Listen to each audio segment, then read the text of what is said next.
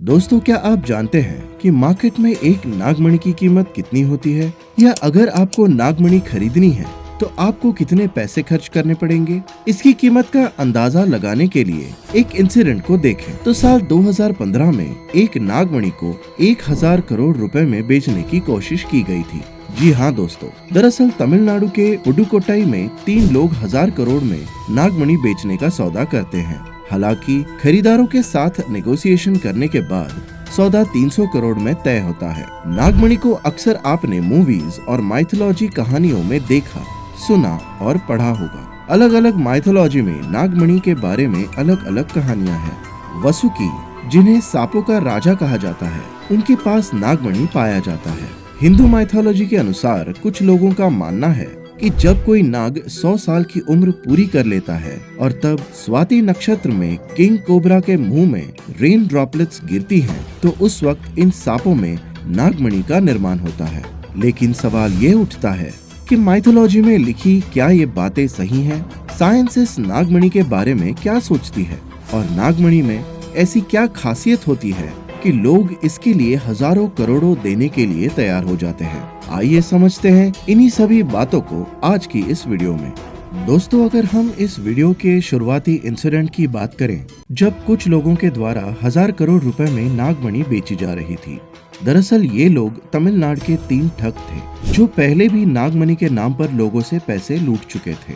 इन लोगों को रंगे हाथों पकड़ने के लिए चेन्नई की ऑर्गेनाइज्ड क्राइम इंटेलिजेंस यूनिट के कुछ ऑफिसर्स खरीदार बनकर 300 करोड़ में नागमणि की डील तय करते हैं, और इसके बाद ये ठग ऑफिसर्स को नागमणि तक लेकर जाते हैं। और नागमणि की असलियत चेक करने के लिए वे 2 मुरझाए हुए फूलों के बीच में पीले रंग के चमकदार पत्थर को रख देते हैं, और जैसे ही वो नागमणि को दोनों फूलों के बीच में रखते हैं तो फूल कुछ ही सेकंड्स में दोबारा खिल उठते हैं।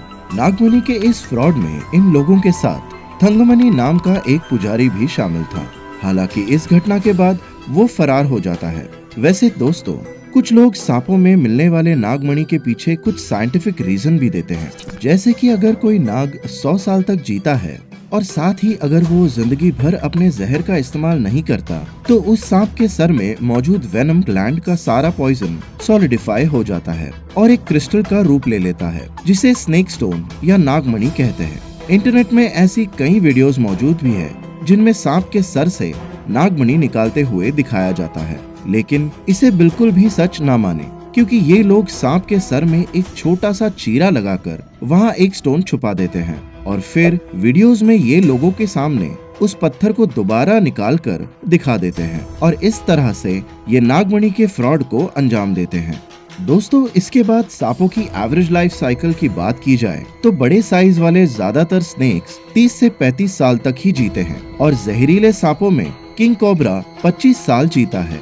बाकी सभी स्नेक्स की स्पीशीज भी इसके आसपास ही जीती है। हालांकि एक ट्रानबुआ प्रजाति के स्नेक को देखभाल करके लैब में रखा गया था, जिसके बाद वो 47 सालों तक जी पाया। इसे अभी तक का हाईएस्ट लिविंग स्नेक कंसिडर किया जाता है। इस तरह से तो एक बात साफ होती है, ऐसा कोई भी सांप नहीं है जो 100 साल तक जीता हो, लेकिन फिर भी ज्यादातर लोग नागमणि के नाम पर लोगों को आसानी से ठग लेते हैं। ऐसा इसलिए हो पाता है क्योंकि इंडिया में हिंदू माइथोलॉजी में नागमणि का विशेष महत्व है, और इसलिए नागमणि पर ज्यादातर लोग स्ट्रांगली बिलीव करते हैं। कुछ लोग तो नागमणि के मेडिसिनल यूजेस भी बताते हैं, जैसे नागमणि की मदद से सांप के जहर से बचा जा सकता है।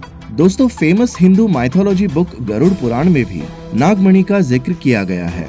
गरुड़ पुराण के मुताबिक नागमणि पाना हर किसी के बस की बात नहीं है, क्योंकि खुद भगवान विष्णु के शेषनाग इसकी रक्षा करते हैं। इसके साथ ही एंशिएंट टाइम के कुछ राजाओं के पास नागमणि होने का जिक्र मिलता है, जैसे राजा विक्रमादित्य, राजा भोज, सोलोमन।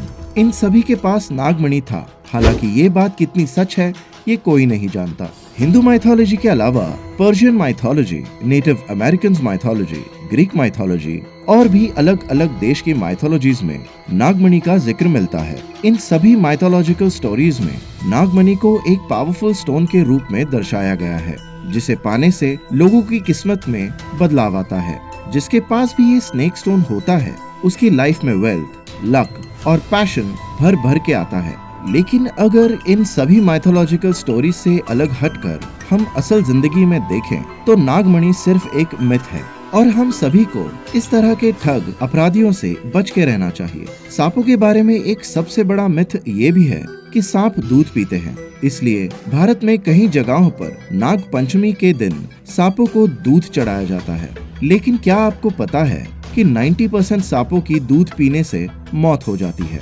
दूध सांपों के लिए जहर का काम करता है। दोस्तों, स्नेक्स रेप्टाइल्स प्रजाति के जीवों में आते हैं, यानी कि जो जीव रेंग कर चलते हैं, जैसे छिपकली, क्रोकोडाइल, उसी तरह स्नेक्स। लेकिन दूध सिर्फ हम जैसे स्तनधारी जीव यानी कि मैमल्स ही पी सकते हैं, क्योंकि सांप और बाकी के रेप्टाइल्स के पेट में दूध में पाए जाने वाले लैक्टोज को पचाने वाले केमिकल्स मौजूद नहीं होते, यानी कि उनका डाइजेस्टिव सिस्टम दूध को पचाने में फेल रहता है, जो कि उनके मौत का कारण बनता है।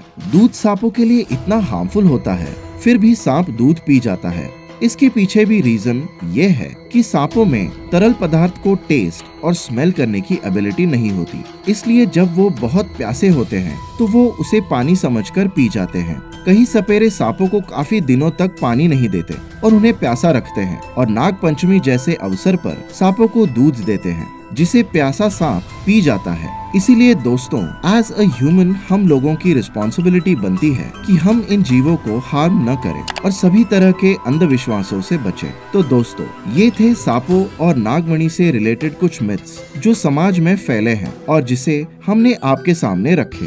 फिलहाल आज के इस वीडियो में बस इतना ही।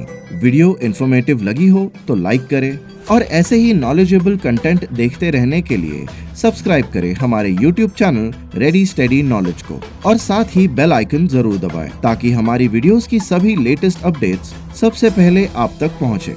मिलते हैं अगले वीडियो में, तब तक के लिए अलविदा। जय हिंद।